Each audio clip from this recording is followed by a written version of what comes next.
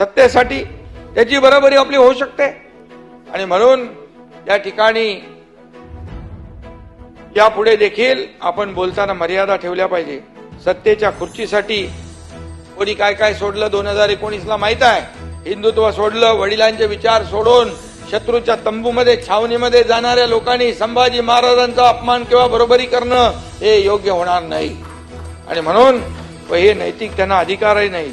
काही जण येतात, टुरिस्ट म्हणून येतात, टुरिस्ट म्हणून जातात, सभागृहावर आरोप करतात आणि पायऱ्यावर उभे राहून निघून जातात. आणि म्हणून पर्यटन तुमच्याकडे आहे, पर्यटन यांच्याकडे आहे. आणि मग बाहेर पायऱ्यावर राहून बघायचं चॅनलचा बूम आणि बोलून झाल्यावर ठोकायची धूम. असले लोक काय काय करतात, कशाला पाहिजे हे सगळं.